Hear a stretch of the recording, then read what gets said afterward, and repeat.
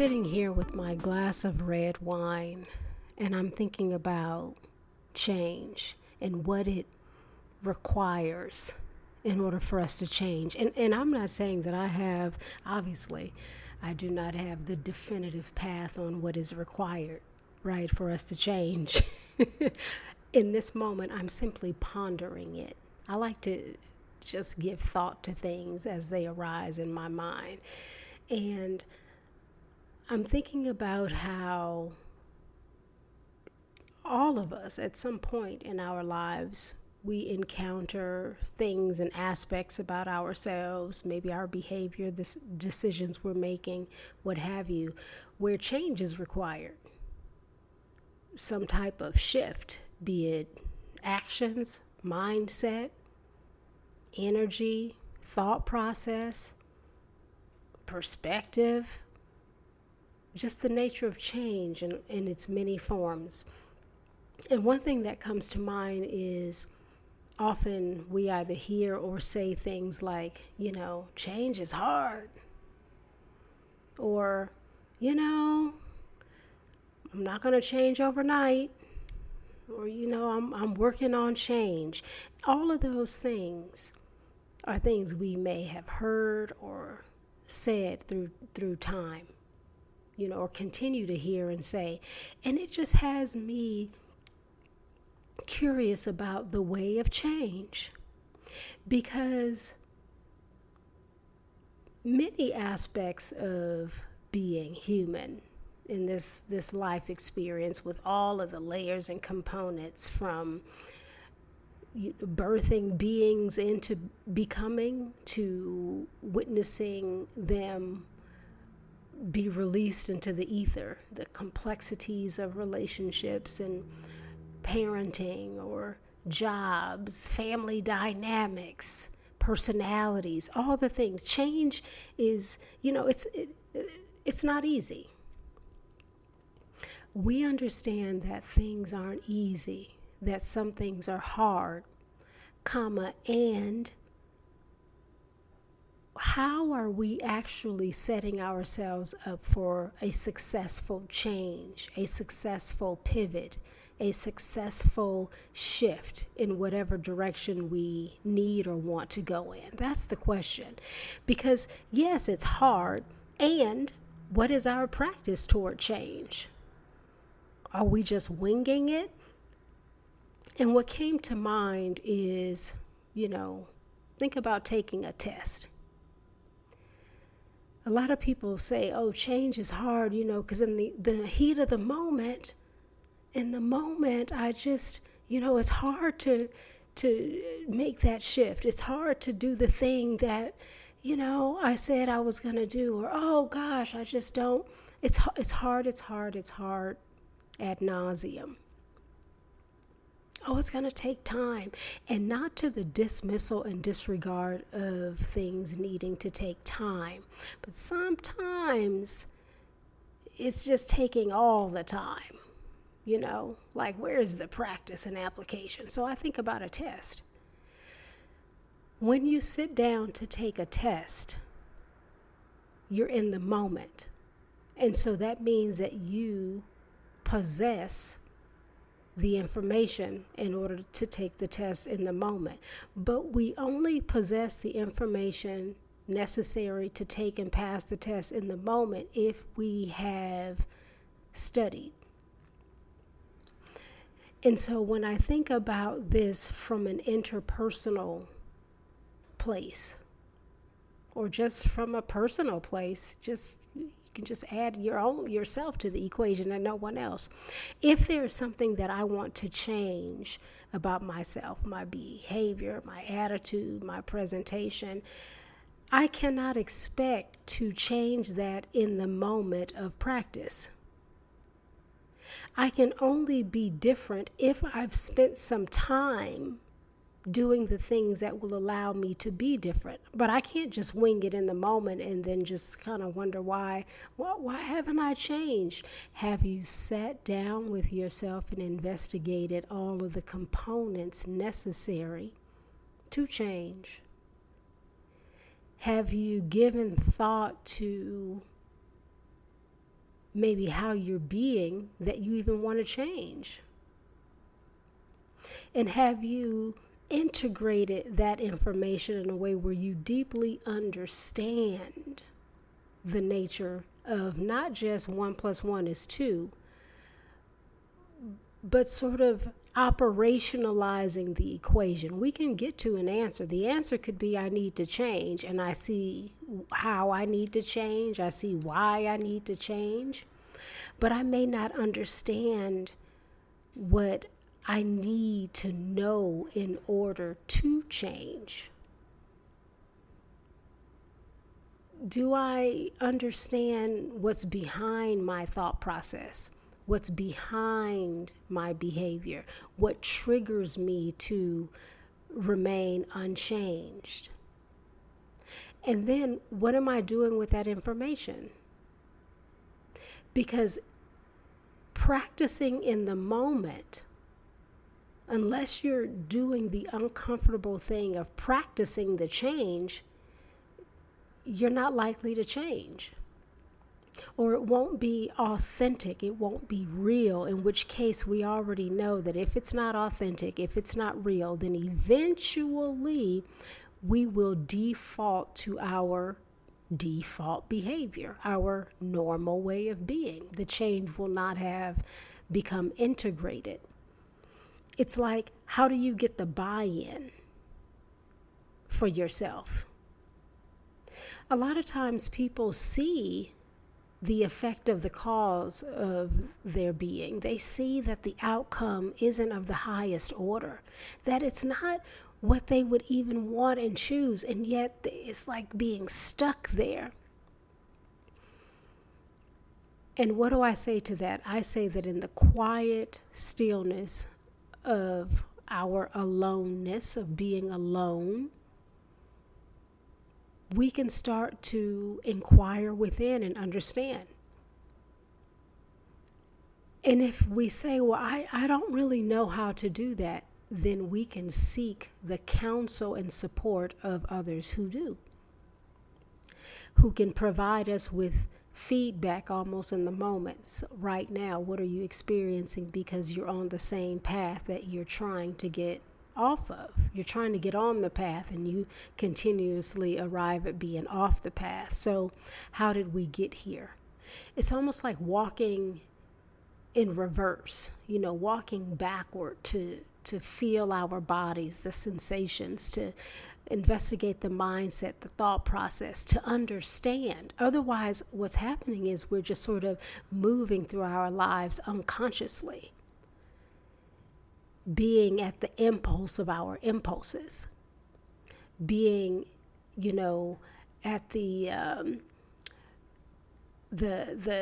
inside, the offside of our angst, being at the mercy is the word I'm trying to get to, being at the mercy of the very things we're trying to change.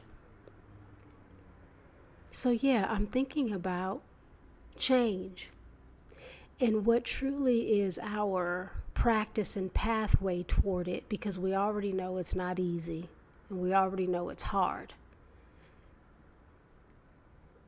And what's the next step?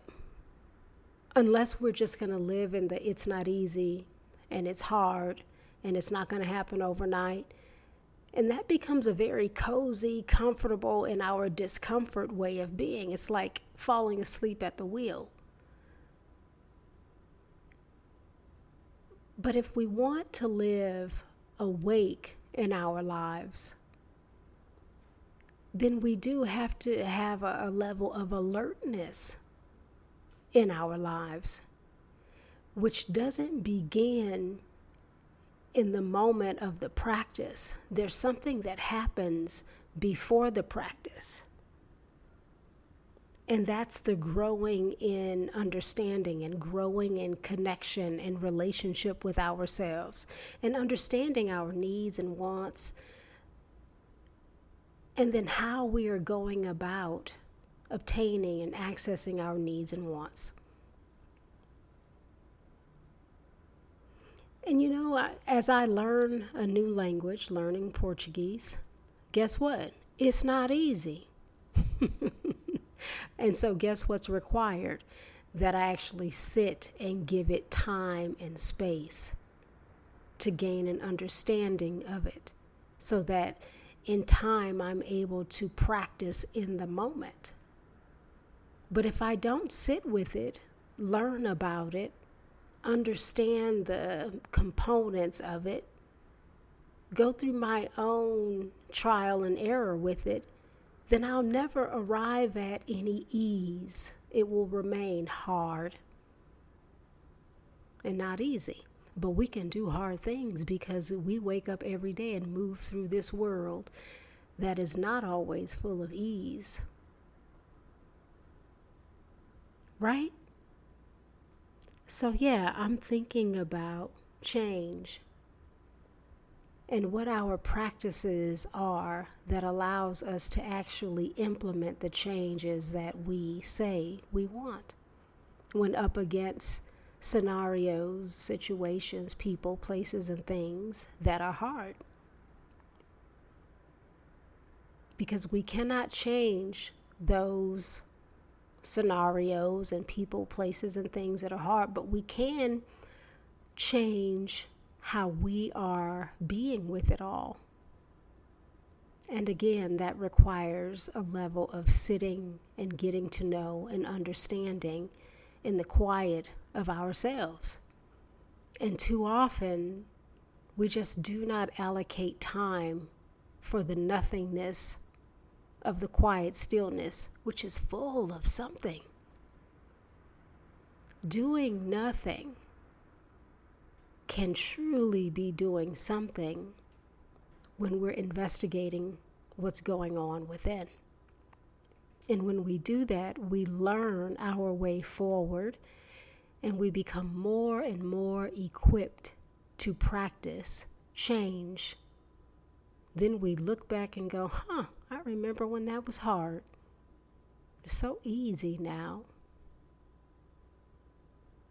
Because I'm understanding myself more. So may we spend time befriending ourselves so that the change that we need is less hard because we know what's going on.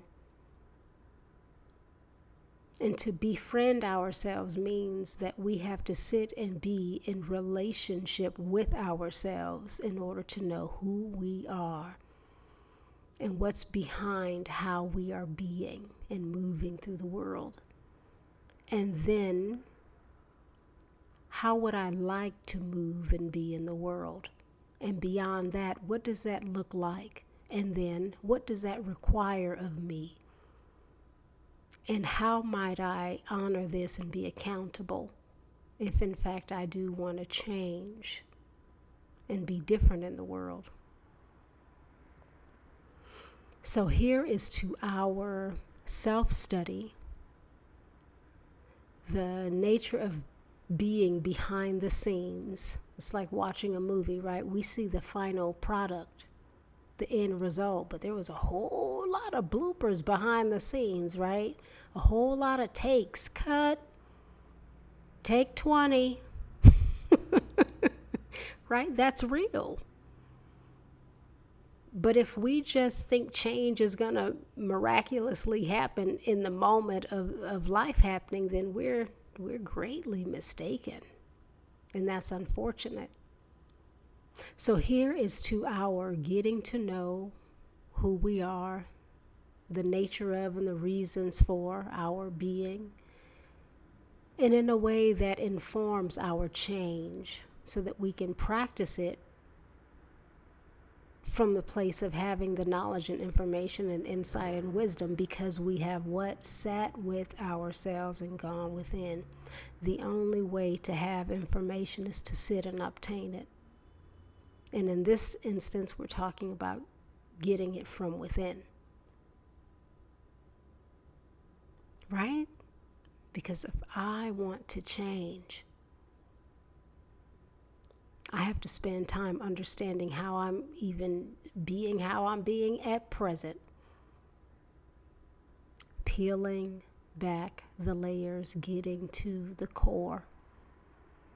And of course, seeking the insight and counsel of those we feel may be wise and trustworthy. Knowing, be it a therapist, a friend, whomever, while also being discerning, recognizing that not everyone can rightly guide us. Right? And before we seek even them, may we turn first toward ourselves and our own understanding of who we are.